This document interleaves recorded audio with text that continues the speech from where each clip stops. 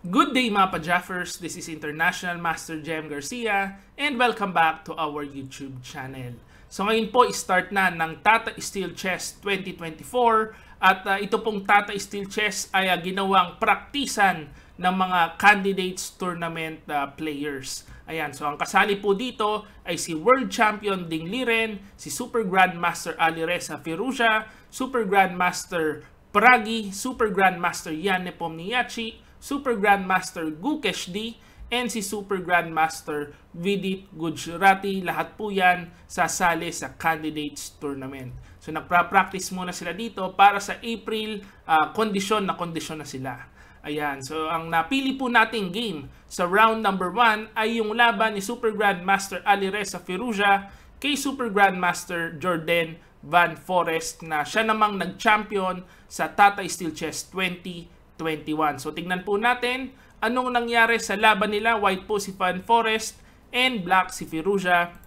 Ito po nag-start with E4 and then si Firouzja nag-E6.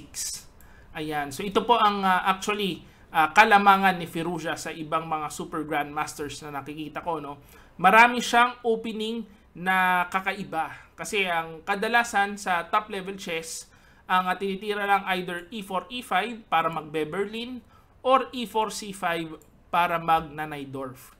Ayan, si Firouzja meron siyang E4, E5, E4, C5, meron siyang French na tinira niya po ngayon, and meron siyang Caro-Kann.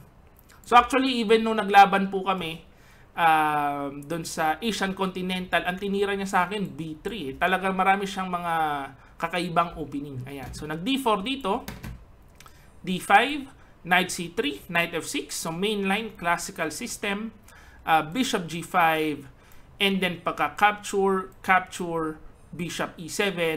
Ito po ang mapapansin natin dito sa tira ni Van Forest. Ang gusto niyang gawin kay Firouzja, i-exchange ang mga pyesa. So, kain, exchange kagad, palitan ng pyesa, Knight F3, castling, and Queen D3. So, makikita po natin, kakaiba itong tirang ito, no? Kakaiba yung idea niya talaga. Pagka Bishop D7, nag-Queen E3, Knight C6, castling queenside, Rook FD8. So, normal development lang. C3, and pagka Knight E7, Queen E5, ayun na po ang idea nung development plan ni Van Forest, mag-exchange ng Queen. Ayan, so nakikita ko dito ang gusto ni Van Forest, manabla kagad versus Firouzja. Kasi puro pag-exchange ang ginagawa niya dito. So nag-Bishop A4, threat ang Rook, so umiwas muna, Rook E1, Queen G6, threatening checkmate. So B3 para madepensahan, Bishop E8, and ayan na, niyakap na Queen with Queen, G5, pinalit na kagad. Actually, gusto niya nang i-exchange lahat ng pyesa para makakuha ng draw kay Firouzja. Ayan. So pinalit na pinalit, nag-Knight D5, Queen takes G6, HG6, King B2, Rook AC8, and ito na po yung tirang hindi ko nagustuhan with Bishop C4. Ayan. So, bakit ko hindi nagustuhan ang Bishop C4? Mas maganda daw is Rook D1 lang. Ayan, develop lang ng Rook. Kasi po, bibigyan ko kayo ng technique, no? Kung gusto nyo makatabla sa kalaban nyo na Grandmaster, Super Grandmaster, or IM, kailangan ang palitan mo ng pyesa parehas na parehas. So, halimbawa, yung Queen, nagkapalitan sa Queen. Yung Bishop, tututok mo sa Bishop para magkapalitan. Yung Knight, itututok mo sa Knight. Kasi pagka nag-Bishop C4 ka, ang gusto mo ipalit sa Knight, magkakaroon po yan ng imbalance, maguguluhan ka sa posisyon. Yan po yung mga hinahanap ng mga Grandmasters, Super Grandmasters. Magkaroon lang ng konting imbalance para kikilitiin ka dyan. Ayan. So dito nag C5, pagka-capture ng kapalitan, Rook E5, pagka B5, kumain, palitan ng pyesa, ayun, lumabas ang imbalance. Ang itim po may Bishop, ang puti may Knight.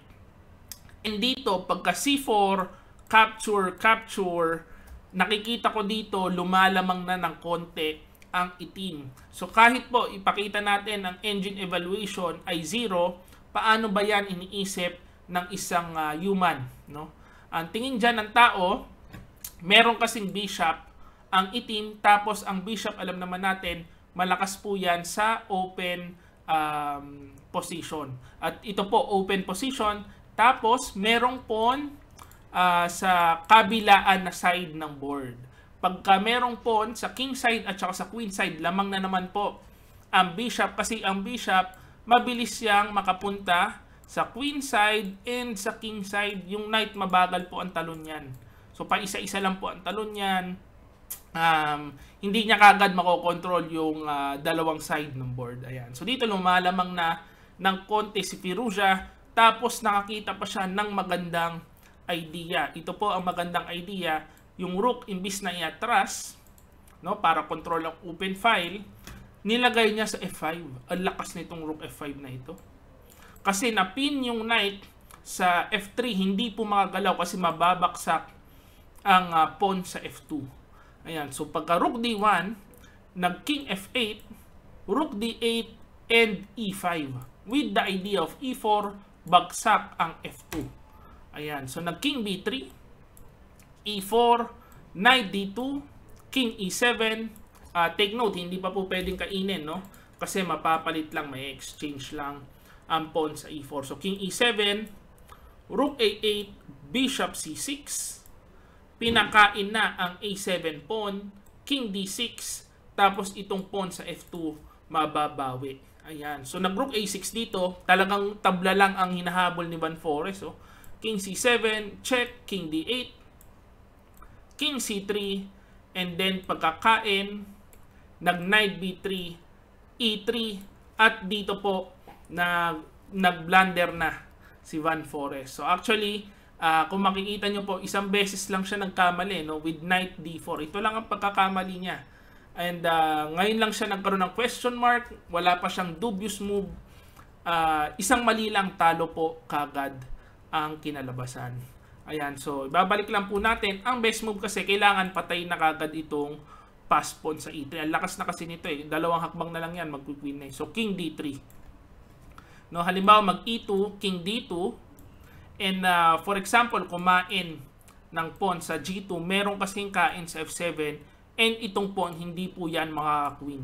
Kasi bantay sarado yan ng king. No? Kapag kumain naman ng bishop, merong king E1, mafo-fork ang rook and pawn, and babaksak ang pass pawn. Ayan. So yan na po ang best chance para maka-equalize. Kaso, napabayaan itong pawn. No? Biglang lumakas. Pagka knight D4, bishop E4, game over kagad kasi hindi na makalapit yung king. Pagka C5, rook D2, good move, sabay resign.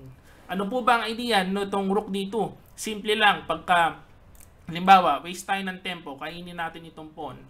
Merong check, pagka king C4, check, pagkakain, push, unstoppable. Hindi po makadepense ang rook. Mag-queen ang pass pawn. So yan po, hindi na mapigil. So isang mali lang ni Van Forest, talo kagad ang kinalabasan. Ayan. So disaster ang nangyari. Hindi effective yung technique niyang ipalit ang mga pyesa para makatabla. Ayan. So yan po ang first round ni Firouzja. Panalo na naman. Talagang rumaragasa ang rating ni Firouzja, no? Alam niyo naman, yung ginawa niya, nag-farm siya doon sa open tournament, nakuha niya yung candidate sa slot, ngayon nanalo na naman, pataas ng pataas ang rating. So ipapakita ko lang ang naging standings after round number 1. So yan po ang standings, si Firouzja with 1 point, Nepo with 1 point, Anish Giri with 1 point, and si Wei with 1 point. So the rest nagtabla, and of course yung mga natalo nasa ilalim. So ayan po ang ating game for the day. Hopefully na-enjoy nyo po itong game na ito. Abangan po natin yung mga mas magagandang games. Actually wala kasi akong natipuhan na game dun sa round number 1. Sana sa round number 2 maraming mas exciting. Ayan. So, yan lang po ang ating video for today. Hopefully, na-enjoy nyo po itong video. Kung na-enjoy nyo, please like this video and subscribe to our YouTube channel. This is International Master Jem Garcia. See you again next video.